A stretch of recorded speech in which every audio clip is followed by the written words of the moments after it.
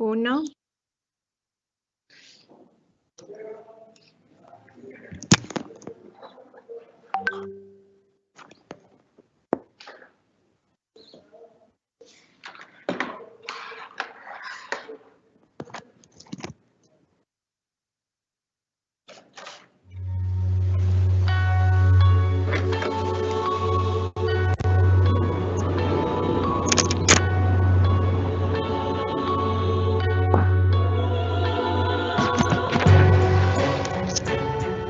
El sueldo de mi papá se vio afectado, así que no sabíamos si yo podía continuar mis estudios o no. En mi casa no querían que yo regresara a la escuela. Donde yo trabajaba recortaron los horarios de trabajo. Son más o menos unos 20 años de no tomar un libro. 15 años. No, que si me daba miedo, me daba pánico. Es que a mí nadie me tenía fe. Pensaba que a lo mejor estaba jugando, no sé. Muchas personas te van a decir que estás descuidando tu casa, tus hijos. Y me di cuenta que pues tenía que avanzar en la vida, tenía que hacer algo más, ser un poquito más. Para enseñarle a mi hijo cómo es la vida y que no desista de su sueño. Sí, claro que sí se puede estudiar, ser mamá, trabajar. Bueno, el hecho de ser la primera en la familia que obtuvo un título universitario, mi madre se siente súper honrada y orgullosa de poder estar conmigo en este camino y de ver que he crecido profesionalmente.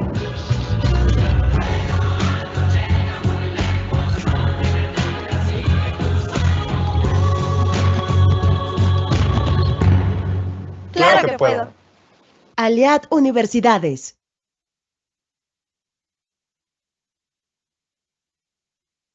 Ingresa, empodérate y conecta con una mejor versión de ti.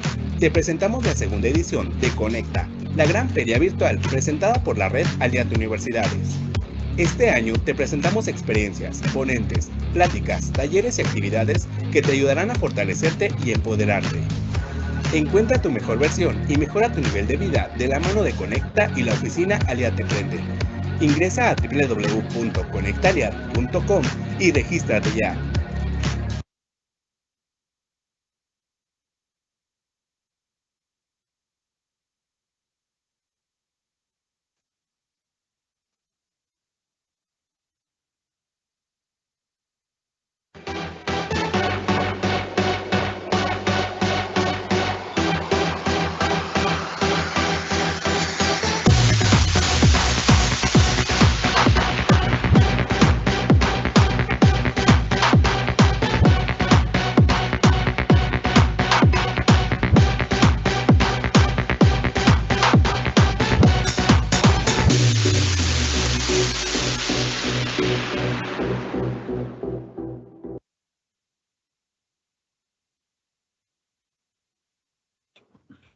Hola, ¿qué tal? Buenos días a todos. Sean bienvenidos a este segundo día de la segunda edición de la Feria de Conecta. El día de hoy tendremos al doctor Armando Sánchez Macías, quien me complace presentarlo. Él es licenciado en Contaduría Pública, maestro de Administración y doctor en Educación. A partir de 1995 participa en la iniciativa privada en áreas contables, financieras y administrativas. Desde el 2004, en la Universidad de Tangamanga se desempeñó como docente de asignatura, coordinador académico de licenciatura y posgrado, así como director de campus. Ha sido docente de asignatura en la Universidad Politécnica de San Luis Potosí del 2009 al 2016. Actualmente es profesor investigador de tiempo completo en la Coordinación Académica Regional Altiplano Oeste de la Universidad Autónoma de San Luis Potosí. Es académico certificado en contador público por la Asociación Nacional de Facultades de Contaduría y Administración. Cuenta con el perfil deseable del Programa de Desarrollo de Profesores de la Secretaría de Educación Pública. Es miembro del Sistema Nacional de Investigaciones del Consejo Nacional de Ciencia y Tecnología en nivel 1, asociado titular del Consejo Mexicano de Investigación Educativa y también líder del Cuerpo Académico de Administración y Agroindustria. Ha participado como ponente y conferencista en eventos académicos nacionales e internacionales. Asimismo, cuenta con más de 50 publicaciones en revistas, capítulos de libros y de divulgación. Sus líneas de investigación son procesos educativos mediados por las TIC y administración de negocios. El día de hoy nos hablará acerca con la ponencia de Hacia la Universidad Híbrida, retos de la educación medida por TIC. Recuerden que pueden ir colocando, chicos, sus preguntas en el chat y al final el doctor nos va a dar un espacio para responderlas. Doctor, pues sin más preámbulo, le cedo los micrófonos. Adelante, bienvenido.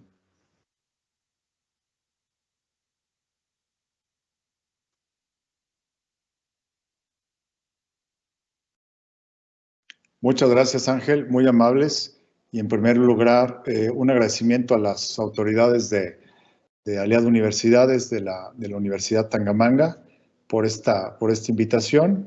Es un gusto participar en este tipo de eventos y poder compartir con ustedes algunas reflexiones acerca de temas educativos que creo que son de mucha trascendencia para nuestro país. Y bueno, como bien decías, vamos a hablar de cómo es que la universidad está entrando a estos procesos que se les ha llamado de hibridación y cómo es que el papel que juegan las tecnologías de la información y la comunicación. Y en primer lugar me gustaría hablar de una categoría para que tengamos claro cuáles son estos tipos de educación. Realmente se habla de las clases que son a distancia, de las que son virtuales y de las que son en línea. Y dentro de ellos existen modalidades, pero en esta primera clasificación, y hablando del siglo antepasado, ya existían clases a distancia, porque esto se refiere a la no presencialidad, es decir, que los estudiantes están en cualquier lugar y es a través de algún medio. En inicio fue a través del correo, correspondencia, luego a través de publicaciones especializadas, incluso a través de periódicos, como el estudiante iba recibiendo estos materiales, iba trabajando en ellos y una vez que contestaba estos exámenes los remitía a la universidad, ¿no? Y en ese sentido, esta idea de estar en otro lugar y no estar en contacto directo con los profesores da la idea de educación a distancia. Después, con la aparición del teléfono, ya en los 80s, la educación a distancia también se llevó de esta manera y era común en algunas universidades que las clases se dictaran por teléfono. Yo no estuviera escuchando esta conferencia y luego uno podía hacer preguntas, ¿no? Pero realmente es con la aparición del Internet cuando empieza a realizarse una revolución en este sentido. Pero como vamos a puntualizar ahorita, lo más importante no es la tecnología solamente es un medio, ¿no? La verdad es que esta hibridación tiene que ver con un cambio de paradigma, pero tiene que ver con un cambio de paradigma desde el punto de vista pedagógico, con la aplicación de la didáctica y con la ayuda de herramientas tecnológicas, pero solamente son el medio que posibilita, ¿no? Pero la concepción y la metodología y la actuación del profesor y cómo logremos involucrar a nuestro estudiante en estos procesos educativos, pues sigue siendo lo más importante. Y bueno, ¿qué son las clases virtuales? Son aquellas que utilizan un sistema de administración del aprendizaje o los Learning Management Systems, LMS, y estos sí requieren internet y un dispositivo electrónico. Ejemplos de LMS tenemos el Blackboard, el Moodle, Dokeos, Schoology, entre otros, ¿no? Que son plataformas que están destinadas específicamente para hacer este vínculo y para poder alojar objetos de aprendizaje que den lugar a experiencias de aprendizaje en el estudiante. En este caso, no hay una sincronización ni una presencialidad con el docente. Sin embargo, y muy importante, quisiera destacarlo, es el docente el que planea, diseña, ejecuta y supervisa. Es decir, yo como docente no voy a estar viendo a los alumnos, pero mis intenciones pedagógicas van a estar plasmadas en los contenidos o en los materiales con los que él va a interactuar, de tal suerte que podríamos llamarlo que yo voy a mantener una conversación pedagógica con el estudiante, aunque sea por un medio de comunicación distinto al hablado. Puede ser porque vea mis videos, lea mis explicaciones, revise o se cuestione las preguntas orientadoras o generadoras que yo le voy a proponer para ayudarlo a reflexionar. Bueno, entonces se ponen estos recursos, hay actividades. La diferencia, un recurso es algo, algún objeto, algún documento no interactivo, pero que está disponible, pero cuando ese objeto luego se presta para que se pueda tener una actividad que genere una experiencia de aprendizaje en el estudiante, ya se convierte, pasa de ser objeto a ser actividad, ¿no? Y estos LMS son sus dos grandes categorías, ¿no? Tenemos actividades y tenemos la parte que sirve a manera de repositorio, pero no un repositorio muerto, sino un repositorio que tiene elementos que son pertinentes, ¿no? Y necesarios para la práctica del estudiante y que logra alcanzar las competencias. Las clases virtuales son asincrónicas, es decir, no hay coincidencia de tiempo. Y la comunicación puede ser a través de la plataforma. Las plataformas normalmente incluyen un chat o incluyen foros. Y bueno, también puede ser correo electrónico. Últimamente, aunque esto tiende a ser más sincrónico, todavía podremos decir que es una clase virtual cuando acompañamos a los estudiantes a través de un grupo de WhatsApp. Es una práctica que yo utilizo mucho y me sirve para poder atender de manera más rápida a mis estudiantes. Y por último tenemos las clases en línea. Y aquí estamos hablando de una plataforma que permita hacer videollamadas. Y es en línea, nos da la idea de la sincronicidad. Es decir, en un mismo tiempo estamos interactuando, ¿no? Coincidimos en el horario, las clases son en vivo y se puede interactuar en tiempo real. Pero fíjense, podemos, bueno, y además de esto, de la educación mediada por TICS, está la educación que no es mediada por TICS, la educación tradicional que nosotros conocemos y llamada escolarizada o presencial, ¿no? Lo interesante es cómo combinarlas. ¿Por qué queremos combinarlas? No es por una cuestión diferente a las necesidades sociales. ¿Qué necesitamos? ¿Qué retos tiene la sociedad? Pues tenemos retos de cobertura, tenemos retos de hacer más equitativa la educación, necesitamos ser flexibles para que más personas puedan acceder a este tipo de procesos educativos, y esa es la finalidad de mezclar para poder dar accesibilidad, flexibilidad y sin descuidar la calidad, y poder que la educación pues atienda a este principio de justicia social, ¿no? Como derecho humano. Y bueno, decirles aquí abajito le puse este mensaje, ¿va? Que en todos los casos el papel del profesorado es clave, pues, por supuesto, ¿no? Y lo puse aquí para que no se piense que el profesor renuncia a su papel de la persona que planea, dirige y controla el aprendizaje. Simplemente su forma de interacción es distinta, ¿no? Es distinta, pero obviamente pues es un elemento fundamental. Bueno, solamente comentar, entonces hablaremos de híbrido como algo que combina dos elementos de distinta naturaleza, y aquí estaríamos hablando de lo presencial y lo remoto. Presencial, ¿cómo? Porque estoy en el mismo lugar y en el mismo tiempo que los profesores, eso es presencial.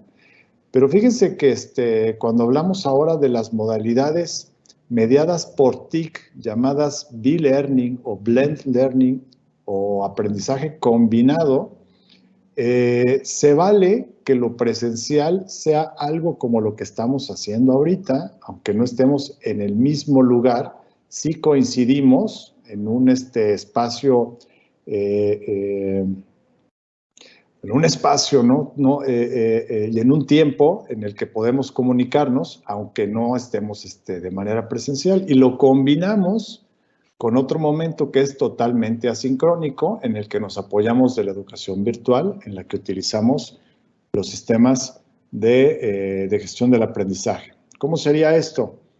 Yo puedo tener en mi plataforma montada la primera clase, en la que mi estudiante interactúa con los contenidos, realiza actividades. Luego puede ser que nos veamos en la universidad, en un aula, o puede ser que nos veamos a través de una sesión en línea, ¿no? Y luego continuamos con otra virtual. Ahí está la mezcla. Bueno, creo que esto ya lo dije. Y una pregunta que haríamos aquí, si las universidades van hacia el aprendizaje híbrido o realmente vale la pena seguirlo cuestionando. O sea, ¿será que vayamos hacia allá o ya vamos, o ya estamos en ese camino de manera, quisiera decir irremediable, porque se escucha como que si nos dirigiéramos a un lugar que no nos conviene, sino más bien es un proceso que ya irreversible, ¿no? Las necesidades sociales, las condiciones económicas, nos están, pues orientando o nos están pidiendo que nos movamos hacia este tipo de, modalidades, porque es una necesidad. ¿Será una moda? ¿Será una realidad? Pues yo creo que es una realidad. La pandemia estamos como que sí la terminamos o no la terminamos, pero cuando la declaremos terminada, los procesos educativos volverán exactamente a ser como antes. Es decir, el estudiante que ya estuvo en una modalidad combinada y le funcionó, querrá ahora, cuando continúe sus estudios, ir presencial al 100% o querrá hacer algo mixto o combinado. ¿Qué es mejor? ¿Como estábamos antes? ¿O hemos ganado algunas ventajas a través de la implementación del e-learning? ¿Hacia dónde estamos yendo? Y también reflexionar, pero ya ¿es ahí a donde nos conviene ir o hacia dónde deberíamos ir? Fíjense que derivado de la pandemia, las universidades, estoy hablando de universidades porque todo el tiempo me estoy refiriendo a educación superior. Las universidades tuvieron que implementar de manera emergente métodos como la educación virtual o la educación en línea o una combinación de ambas, como aprendizaje mixto o híbrido. Y en este sentido, apareció o se acuñó el término del llamado Corona Teaching o la enseñanza en las épocas del coronavirus. ¿Cuáles las cuestiones específicas del Corona Teaching? Pues que utilizamos este tipo de herramientas para poder continuar con nuestros procesos educativos, pero no lo hicimos con una planeación, ni con un modelo pedagógico didáctico, ni con la metodología adecuada, ni con las competencias digitales suficientes de parte del profesor ni del estudiante. Es entendible, pues lo que teníamos que hacer era salir de la situación y atenderlo. Sin embargo, esto ha tenido implicaciones, ¿no? En algunos lados se hicieron mejores prácticas y después de ello la población está convencida de que la educación mediada por TICs es una gran ventaja para las comunidades y para las universidades.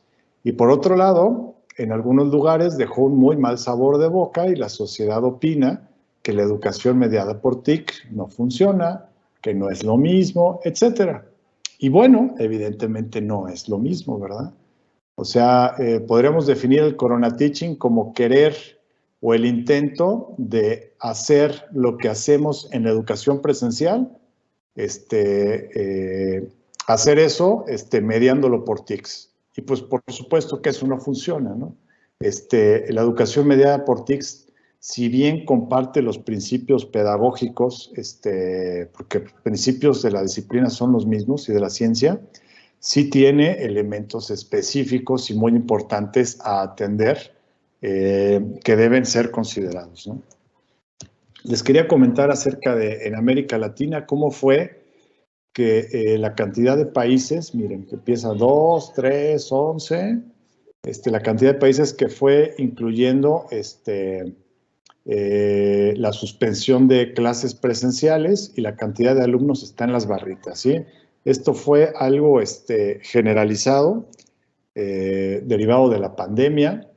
Y algo más interesante es decir, miren, ¿y cuántos países de la muestra de la Organización para la Cooperación de Desarrollo Económico, la OCDE, utilizaron instrumentos de aprendizaje a distancia? Vean, aprendizaje en línea, u otros fuera de línea, ¿verdad?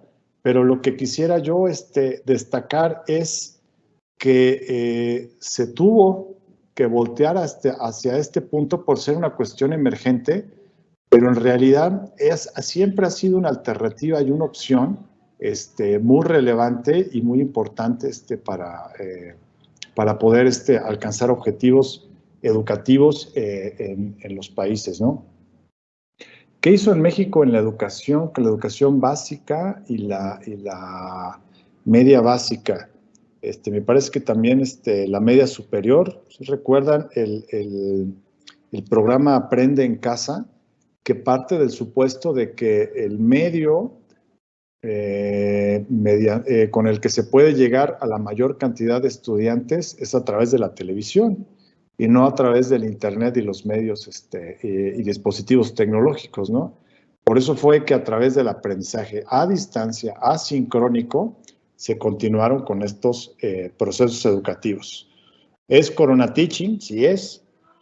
¿Por qué? Pues porque los alumnos no estaban preparados, los profesores tampoco, los contenidos los diseñaron un grupo de expertos para atender a la emergencia y sin embargo, estos procesos bien pudieran, bajo un modelo pedagógico y bajo las condiciones apropiadas, ser una forma de aprendizaje a distancia que sea valiosa y que permita alcanzar niveles de calidad, ¿no? En México tenemos el ejemplo de las telesecundarias y de muchísima gente ya que a través del tiempo se ha terminado este nivel de estudios de manera adecuada y con la asesoría de solo un docente, ¿no? Y es solo un docente que facilita actividades de todo ese cuerpo de materia y de asignaturas que ustedes saben están en los niveles de secundaria. Fíjense, aquí están la cuestión de infraestructura por países. Lo amarillito es la computadora, lo azul la conexión a internet y el morado el software educativo. Fíjense cómo en todos lados la conexión a internet es lo más asequible, seguido por tener una computadora y el software educativo en muchas partes está bajo, ¿no? Y fíjense aquí, es el promedio de la OCDE, donde también están los países de los que ellos mismos se llaman desarrollados, pero en estos términos sí vemos que en promedio sí hay diferencia con los países latinoamericanos, ¿no? O sea, vean el 82% de personas que sí tienen computadora y solamente sería Uruguay y Chile donde más o menos se dan esas condiciones, ¿no? Ahora, aquí dice conexión a internet, pero nosotros bien sabemos que una cosa es que haya conexión a internet y otra es que nos sirva como para tener una clase en línea, ¿no? O para poder hacer una videollamada. Aquí, fíjense, muy importante están también el hecho de tener computadoras de escritorio, portátiles o tabletas por países. Y lo interesante a ver aquí son los cuartiles, es decir, en cuanto a los estudiantes que tienen más o menos posibilidades económicas. La primera cuarta parte que tiene menos posibilidades económicas son las bolitas azules, y los moraditos son los que tienen más posibilidades económicas. Y lo que habría que fijarse aquí, sobre todo, es qué tan largos son los palillos, estos que vemos aquí, fíjense. Porque mientras más largo es, más nos habla de desigualdad. O sea, como si hay gente aquí que en donde está la cuarta parte con mejores ingresos, hasta el 78% tienen computadora portátil o tableta, ¿no? Pero en la cuarta parte más pobre, solo el 13%. Las diferencias son grandísimas, ¿no? En nuestro país se destaca por muchas cosas buenas, pero desgraciadamente también se destaca por ser uno de los países más desiguales. Esta última incluye ahora la parte de la conectividad, conexión en el hogar y teléfono celular con internet. Y aquí vemos a México, vean cómo también es de los que tienen las distancias más largas, ¿no? Más largas en este sentido. ¿Qué podemos reflexionar de esto? Pues que nuestro país, si bien tenemos gente que tiene todas las posibilidades, pues también tenemos unas que casi no tienen ninguna. Y este contexto es muy importante cuando uno quiere hacer procesos de planeación educativos. Y aquí hay algunas, una gráfica nos muestra acerca de qué es lo que se hace cuando se tiene internet. Y está por colores, ¿no? Fíjense, usar aplicaciones de aprendizaje o sitios web, de arriba para abajo, los más ricos, los naranjas, los que le siguen, los que le siguen y los que le siguen.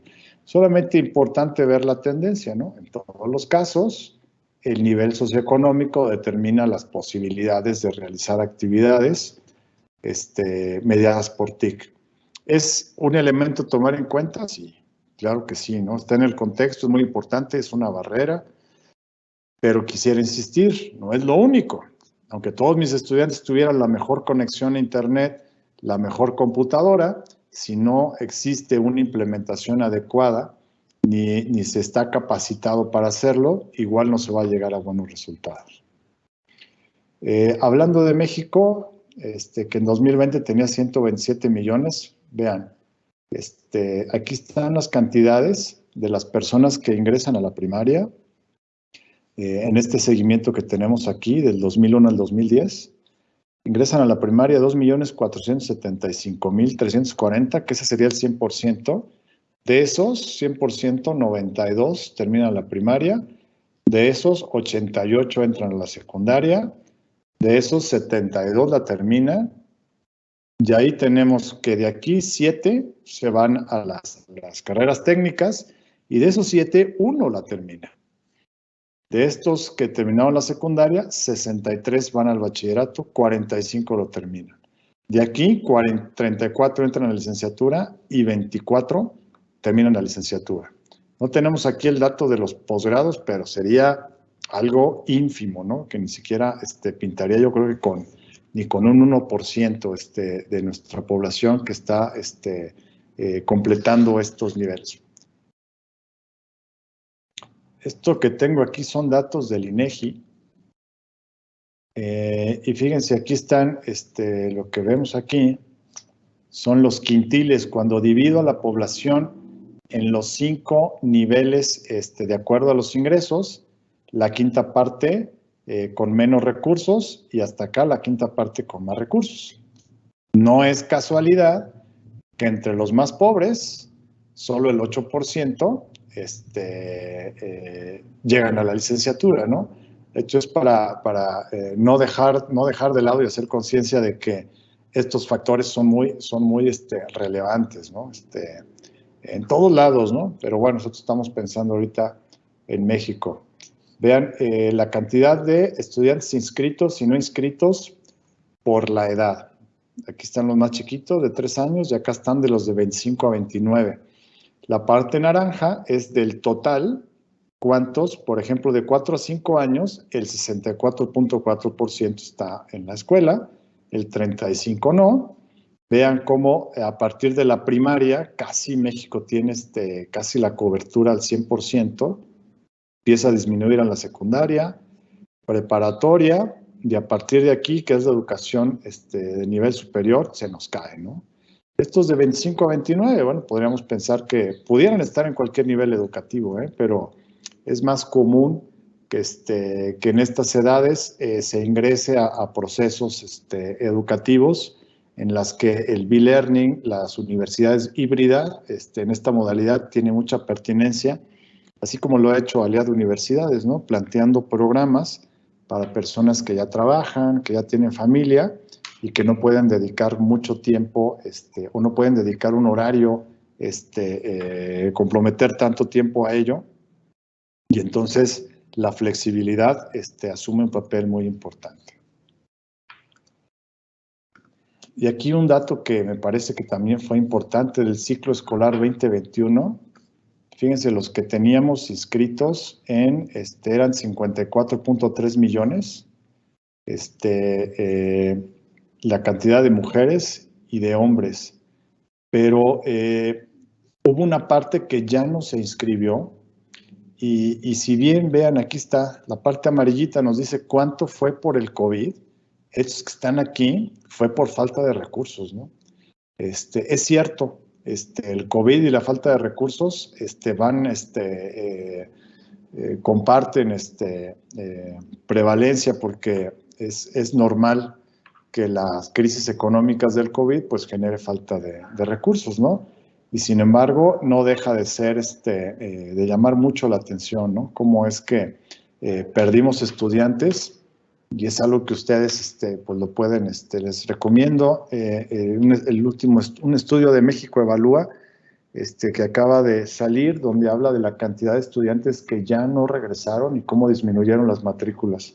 Y en las universidades públicas, ahora estamos ante esta situación, con menos estudiantes que van a ingresar a la licenciatura, dado que en algunos casos hasta entre el 30 y 40% de los estudiantes de los bachilleratos desertaron.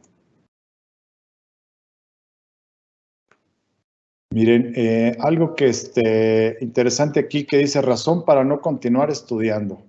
Vean esto, las clases a distancia son poco funcionales para el aprendizaje. ¿De qué nos está hablando? Si esto era una universidad, esta es una universidad que implementó mal la educación mediada por TICS, ¿sí? Porque la educación mediada por TICS, bien hecho, genera motivación, genera compromiso con el estudiante, le genera autoeficacia. Cuando estamos logrando lo contrario, es porque no estamos ante una buena práctica. Ventajas y desventajas de estudiar a distancia. Cuando hablamos de a distancia, aquí el INEGI considera la educación en línea, la educación virtual y la educación híbrida, ¿no? Ventajas, pues que mejora habilidades de estudiante en habilidades de autoestudio o autoaprendizaje. Y quisiera poner énfasis en esto, porque en otro curso donde se hablara de la pedagogía para la educación a distancia, elemento que está aquí, que son aspectos de la autonomía, son claves, ¿no? Dentro de las ventajas, se aprende menos, no se le da seguimiento a los estudiantes, o exceso de carga académica y actividades escolares. Los tres son errores pedagógicos de los profesores y de la universidad que están siendo considerados desventajas, pero esto es porque se percibe una mala implementación, ¿no? Obviamente el estudiante no está obligado a saber cuáles son las formas adecuadas de implementar una clase mediada por TICS. Eso lo debería, eso es responsabilidad de la universidad y de los profesores. ¿Cómo se da en México esta parte? Miren, hay un acuerdo secretarial del 2018 en el que se establecen cuáles son las modalidades que sí pueden impartirse, ¿no? Y hay dos elementos importantes, fíjense, la mediación docente, que quiere decir cuándo interviene el profesor en el proceso educativo, y otro elemento que se llama mediación digital, que puede ser que esté presente o no. ¿Cómo es la mediación digital? Pues es cuando de manera asincrónica yo atiendo a mi estudiante, ¿no? Aquí están las opciones según la normativa mexicana. Existe la educación presencial, la intensiva. Fíjense, la presencial, el 80% debe ocurrir bajo la supervisión del docente. En la intensiva es más, 85%. En la virtual, 20%. Y en este caso, 20% bajo supervisión del docente, pues quiere decir que la mayor parte ocurre en otros espacios donde no se tiene esta interacción. La llamada autoplaneada y la educación mixta, que es lo que nosotros le llamaríamos híbrida o combinada o B-Learning, ¿no? Estas son las modalidades, estas son las opciones y estas son las modalidades. ¿Cuáles son las modalidades que tengo para implementarlo? Escolarizada, que para nosotros es presencial. No escolarizada, puede ser en línea, a través del internet sincrónico o virtual, asincrónico, y aquí les falta ponerle, deberían ponerlo, y una combinación de ambas, ¿no? Puede ser abierta o a distancia. ¿Cuál es el tipo de educación abierta? En la educación abierta no existe un calendario escolar ni hay fechas para exámenes, sino que se le deja al estudiante a su propio ritmo y a través del uso de materiales que él vaya avanzando de acuerdo a sus posibilidades.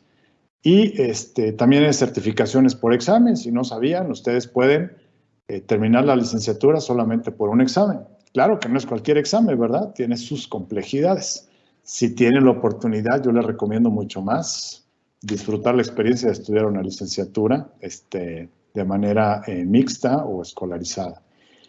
Y bueno, y está la parte mixta, ¿no? Que dice que solo el 40% de la actividad es bajo la supervisión docente. Y aquí vemos cómo esta forma de concebirlo, desde mi punto de vista, no es la adecuada, porque la educación que es mixta, donde combinamos tanto la parte en la que estamos presenciales o en línea, la supervisa el docente, como la parte que es virtual, también la supervisa el docente, ¿no? Esto es un error ahí pedagógico que yo creo que confunde desde la política pública para su implementación. ¿Qué parece otro modelo que también dijeran algunos es muy neoliberal? Es la educación dual, en la que una buena parte de las experiencias de aprendizaje suceden al interior de una empresa. Lo cual, bueno, pues es conveniente. La crítica que tiene es que parece que estamos formando empleados con un perfil muy específico para determinadas empresas y no que estamos educando a personas, a seres humanos integrales con capacidades para poder desarrollarse en donde ellos consideren que pueda ser más conveniente, ¿no? Y que además tengan una visión más social. Puntos de vista, ¿no? Todos son válidos. Esta es una tabla que está en el acuerdo. Si algunos lo quieren revisar, fíjense que si lo ven aquí está bien feo, pero lo estuve buscando ahorita y en el diario oficial de la Federación está igual. Entonces, les voy a dejar la presentación por si alguien lo quiere revisar. Bueno, ya casi para concluir, hablarles, esta educación, ¿cómo se implementa? A través de estrategias de innovación educativa. ¿Por qué? Porque como en el caso de la Universidad Autónoma de San Luis Potosí, se considera que para que haya una formación integral deben darse estas condiciones. Que el currículum, los planes y programas sean flexibles y sean integrados. ¿Qué quiere decir que sean integrados? Que no solamente se queden en la parte científico-tecnológica, sino que incluyan también el cuidado de la salud, la formación de la apreciación cultural, el deporte, la vinculación social, etcétera, ¿no? La importancia de que mis profesores sepan ser profesores, cómo acompañamos a nuestro estudiante en todo el trayecto, no solamente cómo lo asesoramos, cómo se resuelven los problemas de matemáticas, sino cómo le ayudamos a adaptarse al medio universitario, cómo le hacemos para escuchar e identificar si tiene algún tipo de dificultad para el aprendizaje o falta de hábitos de estudio, o si tiene situaciones en su casa que puedan ser en el que tal vez no le podamos resolver, pero por lo menos lo podemos escuchar. ¿Qué más se requiere? Pues que estemos orientados a la formación de competencias profesionales, pero antes de que se den estas, necesitamos competencias para aprender. Y esto es lo que los docentes a veces nos está faltando, ¿no? O sea, antes de quererte enseñar cómo se resuelve el problema, tengo que ocuparme de tratar de ayudarte a que desarrolles la competencia para que puedas aprender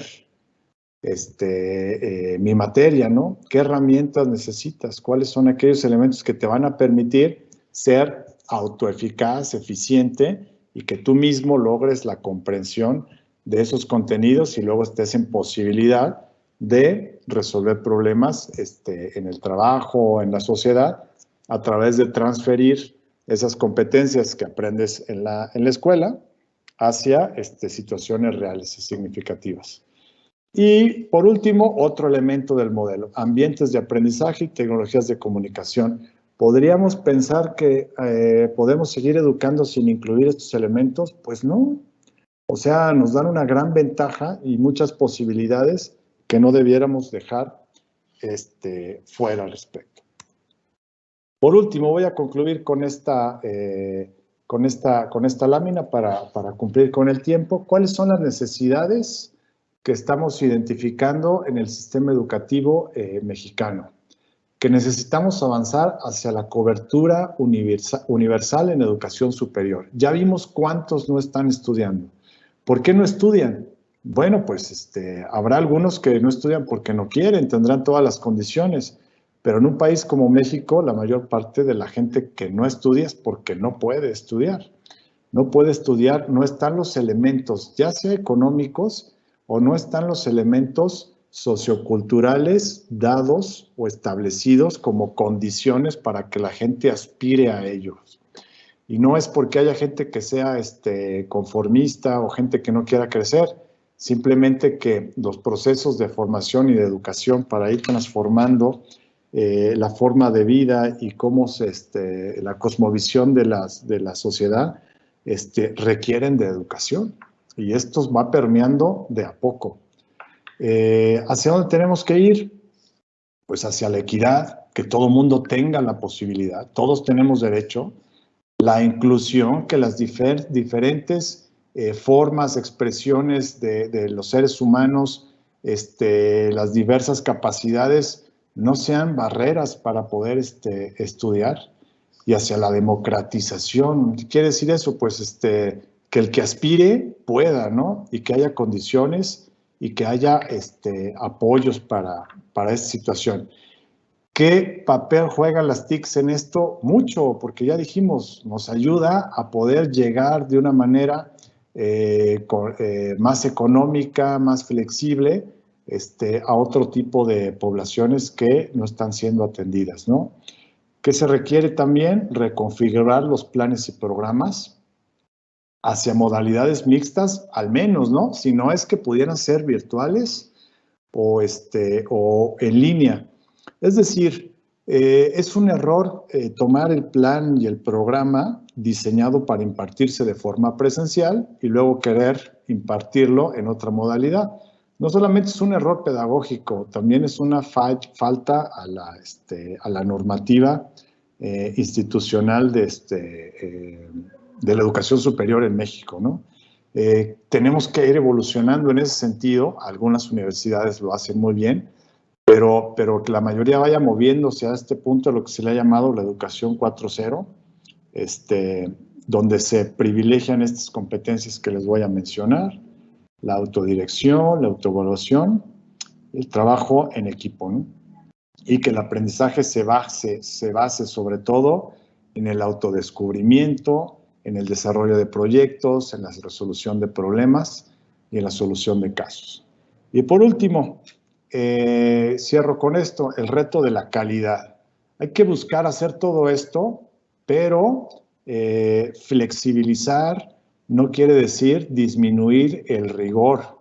Es decir, tenemos que asegurarnos que los perfiles de egreso que estamos planteando en nuestros programas sean alcanzados de manera adecuada, seamos susceptibles de ser evaluados y acreditados para poder demostrar que lo estamos logrando. Y por ello está el reto de la calidad. La calidad es un reto en cualquier modalidad. No es un reto mayor o más de mayor envergadura en la educación mediada por TIC, pero sí tenerlo presente, ¿no? Que cambiarnos a esta modalidad no quiere decir disminuir la calidad. Al revés, ¿no? Debiera motivarnos a ver cómo logramos tener mejores resultados una vez que incorporamos este tipo de tecnologías. Y voy a concluir con esto. Les agradezco mucho su atención y la asistencia a esta presentación. Y si hay alguien que tenga alguna duda o algún comentario que quiera hacer y que yo pueda responderlo, estoy aquí a la orden, con mucho gusto. Muchas gracias, doctor. Chicos, recuerden que en el chat de preguntas y respuestas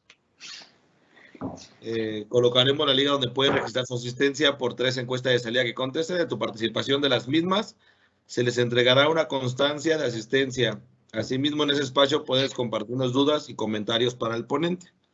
Y por aquí estuve recabando algunas preguntas que estuvieron llegando durante su ponencia. Y la primera pregunta es: ¿qué limitaciones considera usted existen entre estudiantes y docentes para asumir la educación híbrida?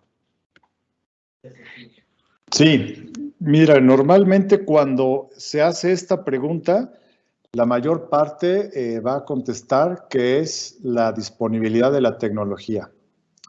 Pero yo voy a pensar que desde el punto de vista del estudiante, el principal reto es que el estudiante pueda de manera autónoma abordar este reto. ¿A través de qué? De generar habilidades para el autoaprendizaje, para la gestión de su tiempo, para autodirigirse y para autoevaluarse. Y que él logre estos procesos de comprensión donde identifique cuáles son sus aciertos y errores y que identifique cuáles son las formas que a él le sirven para aprender. Ese es el reto para los estudiantes. Reto para los profesores: adquirir las competencias digitales que no se limitan ni se circunscriben a usar la tecnología, sino que tienen mucho más que ver con asumir los modelos didácticos y pedagógicos, las metodologías específicas para la educación mediadas por TIC. No esté suficiente tratar, como ya dije, de transferir lo que se hace presencial a la educación mediada por TIC, sino que hay que conocer los principios y las metodologías y las buenas prácticas, ¿no? Y obvio, también saber manejar las plataformas, pero yo dijera que en mi opinión esto último es lo más fácil del proceso. Muchas gracias. Por aquí nos pregunta Damaris: ¿cuál sería el mejor, el híbrido o a distancia para usted? Yo creo que depende de las condiciones y de las necesidades. Una educación que fuera totalmente a distancia querría decir que estamos haciendo algo como si fuera presencial, pero a través de videollamadas, ¿no? Y la educación que fuera híbrida o B-learning tendría una parte presencial y una virtual. En mi concepción, se puede aprovechar mejor a las tecnologías y sus ventajas cuando lo hacemos mixto. Cuando lo hacemos mixto y cuando lo hacemos bien. ¿Por qué? Porque si logramos desarrollar en el estudiante las competencias de autoaprendizaje y de autogestión, estamos ganando mucho más que el logro de las competencias que dice el programa, como sabrá interpretar un estado financiero. Sí, eso está muy bien y es muy importante, pero también dirá sabrá identificar cuál es el momento en el que tiene que estudiar y con qué técnicas para poder ayudarse a construir este aprendizaje. Esa sería mucho más importante, ¿no? Cuando ganamos estas competencias, que son las competencias que nos ayudan a ser funcionales en el mundo laboral y también como persona, lo demás sí es muy importante también, pero no lo es tanto porque ya tienes la herramienta y la capacidad para poder luego allegarte de esos conocimientos y saber cómo utilizarlos y resolver problemas. Gracias, gracias. Por aquí nos pregunta Cecilia: ¿qué método se facilita y recomienda para personas mayores? Para personas mayores, Me imagino que se refiere a personas, adultos mayores, ¿verdad? Pues yo creo que hay un aspecto dentro de la tecnología que se le conoce como usabilidad, que se refiere a qué tan intuitivos y qué tan fáciles de usar son los objetos o las plataformas. Yo creo que el uso de videos, de demostraciones, de simulaciones de este tipo, acompañadas de videollamadas, es lo que le puede facilitar más. O sea, que no los involucremos tanto en la necesidad de generar un nivel de competencias digitales altas para que esto no desincentive. Ustedes fíjense, cuando utilizan su celular, están diseñados con la mayor cantidad de usabilidad posible, es decir, que se le haga lo más fácil posible. Es complejísimo la tecnología, ¿no? Pero una de sus características es eso, ¿no? Cómo hacer que sea amigable. Y en ese sentido habría que buscar este tipo de herramientas que requieran la menor cantidad de competencias digitales. Esto no quiere decir que este adulto lo podamos ir enganchando y al rato se convierte en un experto, ¿no?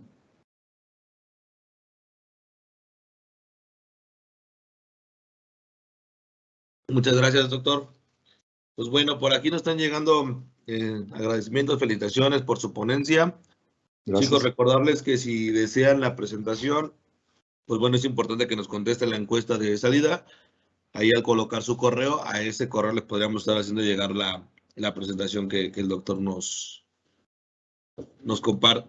comparta. Y pues agradecerle a usted, doctor, por estar con nosotros, apoyándonos con un tema más. Entonces, nada más recordarles a todos que el link para registrar su asistencia se colocó en el espacio de preguntas y respuestas. En los próximos días hemos preparado 2 conferencias especiales que te empoderarán. El 26 de mayo a las 7 tendremos la conferencia Activismo y Juventud con Jessica Fernández. Y el jueves 2 de junio a las 7, Roberto Martínez nos acompañará con su conferencia Creativo. No dejen de asistir, los esperamos. Lindo día a todos y nos vemos en la siguiente conferencia. Hasta luego, gracias.